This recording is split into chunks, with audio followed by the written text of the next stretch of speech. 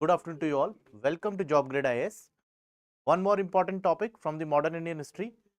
और इस पूरे वीक में हम ब्रिटिश लेजिस्लेशंस जो एक्ट्स ब्रिटिश ने बनाए उनको हम पढ़ेंगे। हिस्ट्री में ब्रिटिश एक्ट होते हैं और जब पॉलिटी में आप इसको पढ़ते हैं this is known as the constitutional history of India. Basically topic जो है हिस्ट्री का ही है।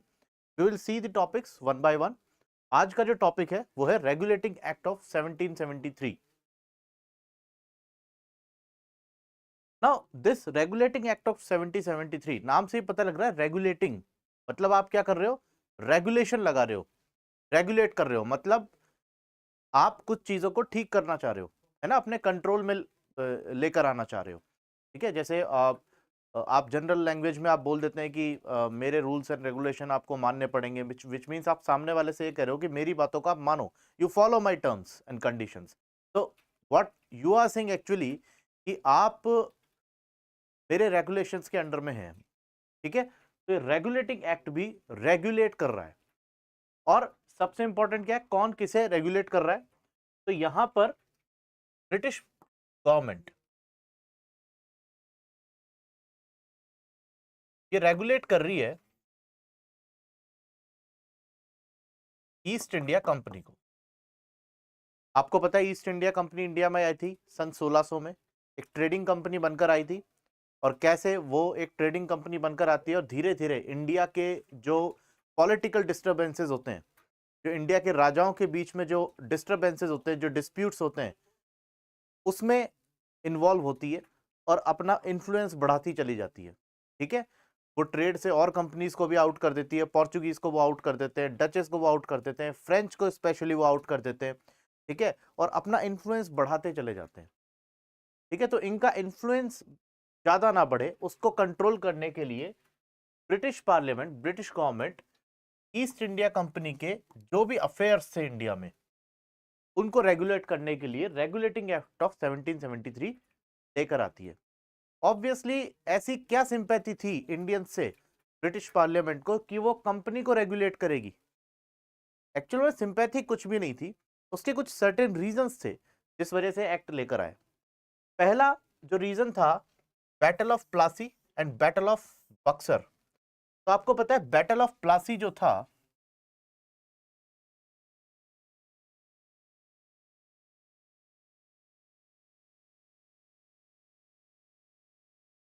इसमें एक साइड तो ईस्ट इंडिया कंपनी होती है और एक साइड होता है नवाब ऑफ बंगाल।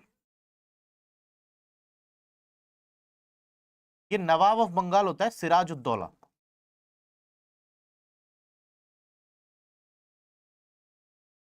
ठीक है, 1757 में लड़ाई होती है।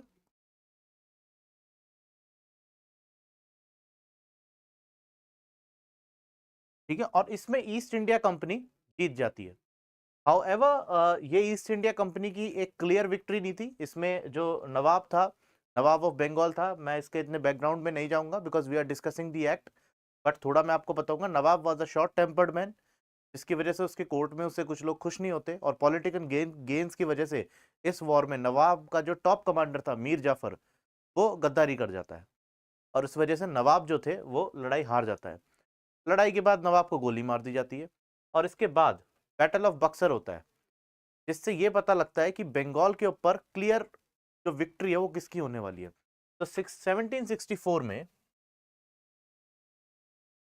बैटल ऑफ बक्सर होता है। ठीक है, इसमें एक साइड तो ईस्ट इंडिया कंपनी होती है और दूसरी साइड आपके होते हैं मुगल बादशाह,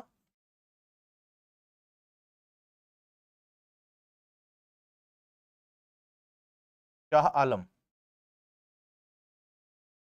सेकंड, प्लस अवध का नवाब,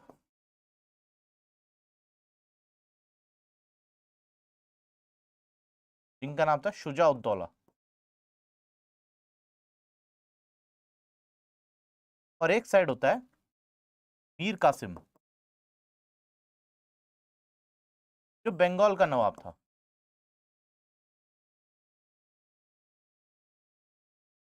अब 1764 में एक साइड तो एक ट्रायो है जिसमें बंगाल का नवाब है, मुगल बादशाह है और अवध का नवाब है, और एक साइड ईस्ट इंडिया कंपनी है। और यहाँ पर ईस्ट इंडिया कंपनी इस ट्रायो को पूरी तरीके से डिस्ट्रॉय कर देती है। उसका रीजन था east India company better equipped थी, उनके जो सोल्जर्स थे वो यूरोपियन टेक्नोलॉजी से लेस थे, ठीक है, एक छोटी फोर्स होते हुए भी इन सबको हरा दिया। ऑन द अदर हैंड जो ये ट्रायो था, इनके जो वेपन थे सारे ऑब्सोलीट थे, तो ये हार जाते हैं। चलो ये तो हार गए, उसके बाद होता क्या है, कंपनी को दीवानी राइट्स मिल जाते हैं। कंपनी को दीवानी राइट्स मिल जाते हैं। ये दीवानी राइट्स क्या थे?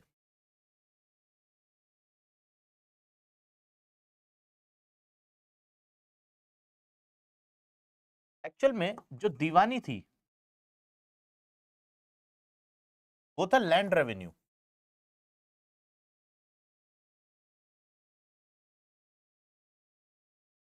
ठीक है, वो लैंड रेवेन्यू जो पहले मुगल्स के पास था,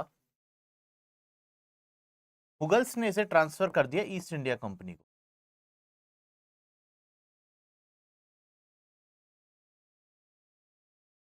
ठीक है, अब ईस्ट इंडिया कंपनी जो है वो लैंड रेवेन्यू कलेक्ट करेगी। ठीक है, ऑब्वियसली एक ट्रेडिंग कंपनी है, ज्यादा प्रॉफिट्स की बात करेगी, तो ये बहुत ही ज्यादा लैंड रेवेन्यू लोगों से कलेक्ट करेगी, एक्सप्लॉइट भी लोगों को करेगी। तो ऑब्वियसली ईस्ट इंडिया कंपनी अब काफी पैसे वाली कंपनी हो गई है, दीवानी राइट्स मिल गए, बंगाल का जो पूरा रेवेन्यू है वो इनके हाथ में आ गया है। ठीक है, ऑन द अदर जो बंगाल जो था, बंगाल का नवाब जो था, उसको निजामत दे दी गई थी। निजामत जो था, निजामत निजामत था law and order, law and order, ये रहा बंगाल के नवाब के पास।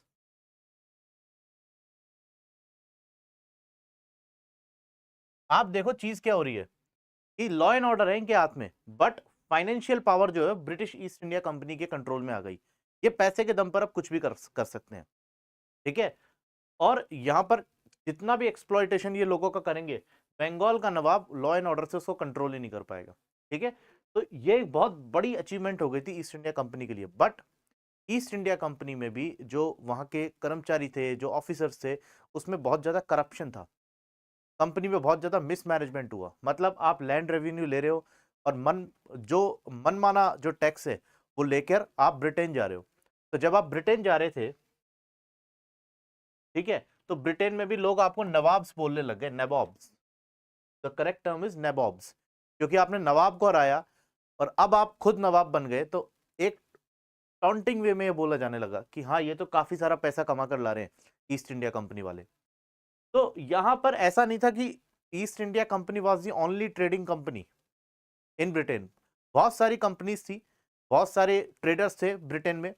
वो ट्रेडर्स अब ब्रिटिश पार्लियामेंट पर प्रेशर बनाते हैं कि ये जो एक तरीके से ईस्ट इंडिया कंपनी इतनी डोमिनेंट होती जा रही है इंडिया में, आप इस पर कंट्रोल करो, इन पर पूरा चेक्स एंड बैलेंस रखो, अदरवाइज ये एक ऑटोनॉमी कंट्री हो जाएगी, ऑटोनॉमी कंपनी हो जाएगी जो अपने मन मुताबिक चलेगी। और ऐसा हो भी रहा था। कंपनी अकाउंटेबल नहीं थी, इसकी कोई जवाबदेही नहीं थी। ऑब्वियसली पैसे बहुत सारे आ गए थे, तो जवाब देना ब्रिटिश पार्लियामेंट को ठीक नहीं समझते थे। यहां पर ऐसा इसलिए हुआ क्योंकि ईस्ट इंडिया कंपनी को रॉयल चार्टर दिया था ब्रिटेन के किंग ने कि आप जाओ और ब्रिटेन के ईस्ट में जो भी बड़े नेशंस हैं उनके साथ ट्रेड करो। अब जब ईस्ट इंडिया कंपनी को ट्रेड में बहुत ज्यादा प्रॉफिट्स हो रहे हैं, तो ये ब्रिटिश पार्लियामेंट को रिस्पॉन्स ही नहीं कर रहे हैं। बट जैसे ही मिसमैनेजमेंट की वजह से इनको लॉस होता है, वैसे ही ईस्ट इंडिया कंपनी बोलती है पार्लियामेंट से कि हमें पैसा चाहिए, लोन में पैसा चाहिए। अब ये पार्लियामेंट भी यहां पर जाग जाती है इनकी कि अभी तो आप इतना सारा रेवेन्यू बंगाल से लेकर आ रहे हो और फिर आपको लोन में पैसा चाहिए।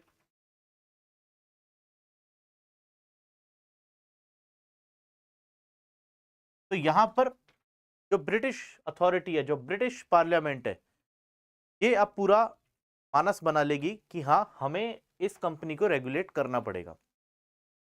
दूसरा जो मेन रीजन था वो था ग्रेट फैमाइन ऑफ बंगाल। ये फैमाइन 1769 से 1773 में आया था। आपको पता है इंडिया में मॉनसून होता है, मॉनसून की वजह से ही बारिश होती है, बट कभी फिक्स नहीं होता कि मॉनसून कैसा रहेगा। Till now the condition is same. 1769 में बारिश नहीं होती है बंगाल में, ऑब्वियसली वहां पर फसल नहीं होगी इतनी, बट कंपनी का मिसमैनेजमेंट इतना ज्यादा है कि उन्हें मतलब नहीं है कि कितना प्रोडक्शन हो रहा है या कितना प्रोडक्शन नहीं हो रहा है। उन्होंने सेट कर दिया अपना बेंचमार्क कि हमें इतना लैंड रेवेन्यू आपसे चाहिए ही चाहिए। ठीक है, तो यहां पर लैंड रेवेन्यू जब ये ज्यादा मांगेंगे तो ऑब्वियसली जो वहां पर किसान है बंगाल में, उनकी जो फाइनेंशियल कंडीशन है और भी ज्यादा वीक हो जाएगी। और जब फाइनेंशियल कंडीशन वीक होगी, इवन जब किसान खुद के लिए ही अनाज नहीं खरीद पाएगा, तो वहां पर काफी सारी डेथ्स होंगी, बीमारियां फैलेंगी। एंड ये किसकी वजह से हो रहा है? That is because of the policies of the east India company. ठीक है, तो मैं आपको बताता हूं कि स्थिति इतनी खराब हुई कि 10 मिलियन डेथ्स हुई बंगाल में, 10 मिलियन डेथ्स। किससे? सिर्फ भूखमरी से। This was the principal reason. East India की ब्रिटिश कैबिनेट ये देख रही है, ब्रिटिश पार्लियामेंट ये देख रही है कि कंपनी के पास इतना सारा पैसा है, फिर भी इतना ज्यादा mismanagement. This was the matter of British Prestige, the Prestige of the king. यहां पर अब दोबारा से पॉलिटिकल प्रेशर ब्रिटेन पे आने लगेगा कि कंपनी की पावर्स बहुत ज्यादा बढ़ती जा रही है, और कहीं ऐसा ना हो कि ये कंपनी एक सॉवरेन एंटिटी की तरह बिहेव करे। ऐसा ना हो कि ब्रिटेन की पार्लियामेंट या ब्रिटेन के किंग के हाथों से निकल जाए। तो यहां पर रेगुलेशन अब ब्रिटिश पार्लियामेंट लेकर आएगी, which is known as the regulation act of 1773। तो यहां पर 1773 का एक्ट आता है, और सबसे पहले यहां पर कंट्रोल किया जाता है कोर्ट ऑफ डायरेक्टर्स को। कोर्ट ऑफ डायरेक्टर्स क्या थे? These court of directors used to sit in London, and they were the executive officers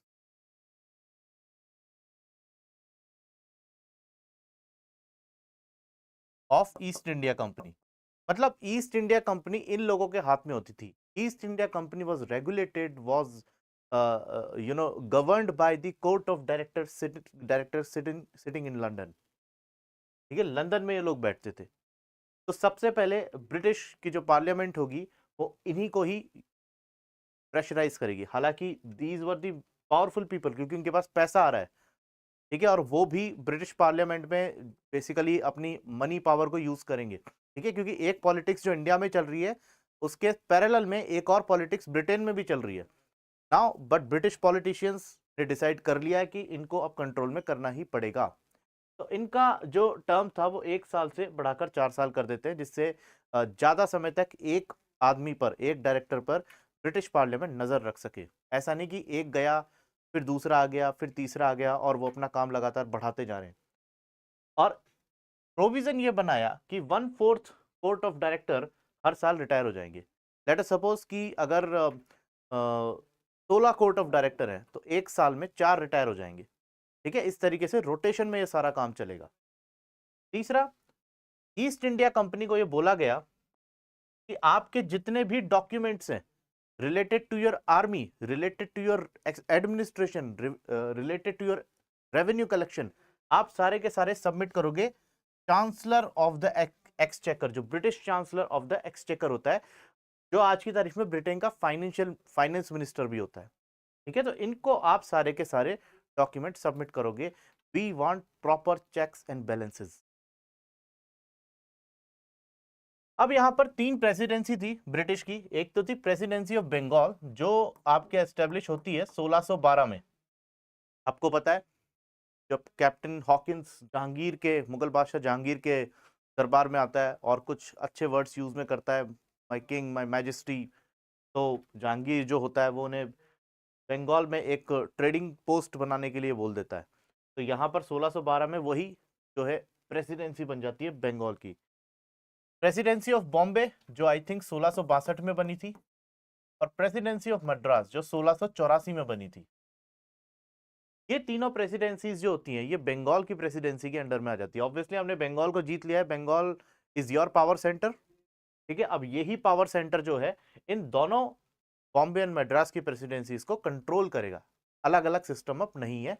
अब बंगाल पावरफुल, बंगाल में ईस्ट इंडिया कंपनी बहुत पावरफुल हो चुकी है, तो इन दोनों को बंगाल से ही वो कंट्रोल करेगी। बंगाल का जो गवर्नर था उसको गवर्नर जनरल ऑफ बंगाल बोला जाने लगा। ठीक है, जो पहला जो गवर्नर जनरल था बंगाल जो बनकर आया वो था वॉरेन हेस्टिंग्स।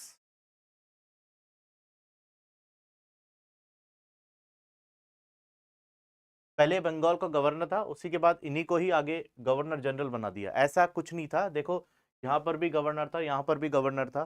तो इन दोनों को जब आप नीचे लेकर आ रहे हो बंगाल के, तो गवर्नर के पोस्ट को भी आप थोड़ा सा ऊपर लेकर जाओगे, जिसे आप बोलोगे गवर्नर जनरल। बट इसका मतलब ये नहीं था कि उसके बाद बंगाल का गवर्नर जो पोस्ट थी ये वाली, वो खत्म कर दी गई। नहीं, उसके बाद भी बंगाल में गवर्नर हुए, बट एक गवर्नर जनरल वो बैठने लगा कैलकाटा में।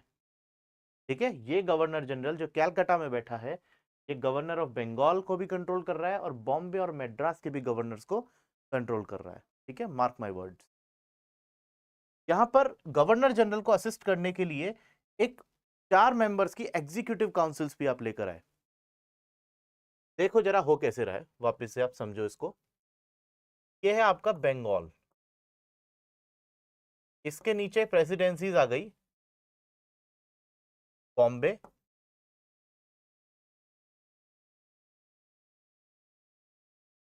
एंड मैड्रास।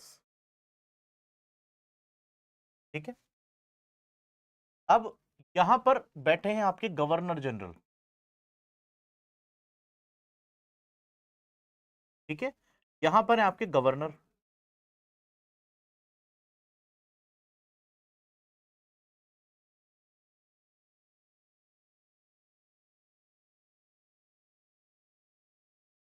ठीक है, अब आप ये देखना कि यहां पर एक गवर्नर और है जो गवर्नर ऑफ बंगाल है।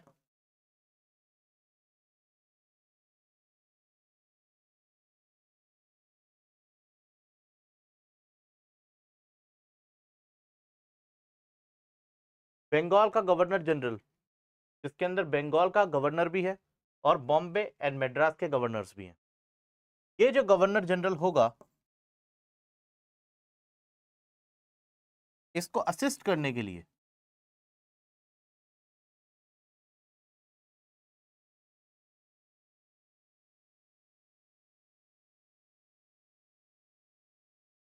ये जो गवर्नर जनरल होगा, इनको असिस्ट करने के लिए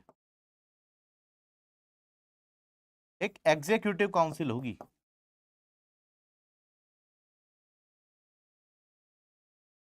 जिसमें 4 मेंबर्स होंगे और चारों ही ब्रिटिश होंगे। ठीक है, अब इस एग्जीक्यूटिव काउंसिल के डिसीजंस ये 4 मेंबर्स लेंगे, और जब भी कुछ ऐसा होगा कि 2 लोगों का वोट एक जैसा है और बाकी 2 लोगों का वोट जो है दूसरे से, मतलब एक टाई वाली सिचुएशन आ रही है। ठीक है, एक टाई हो गया है ना, तो वहां पर गवर्नर जनरल को अथॉरिटी दी थी ब्रिटिश पार्लियामेंट ने कि आप अपना वोट इस डेडलॉक को सुलझाने के लिए दे सकते हैं। सिंपल सी बात है कि आप एक कमेटी में 4 लोग हो और कमेटी का एक हेड है और आप 4 मेंबर्स हो, तो टोटल हो गया 5, एक हेड और बाकी 4 मेंबर्स। अब किसी चीज पर वोटिंग होनी है, लेट अस सपोज 2 ने यस में वोटिंग कर दी और 2 ने नो में वोटिंग कर दी, तो यस और नो के बराबर वोट्स हो गए। तो इस डेडलॉक को रिजॉल्व करने के लिए जो हेड है उस कमेटी का, या in case of this executive council is governor general, वो अपना वोट कास्ट कर देंगे।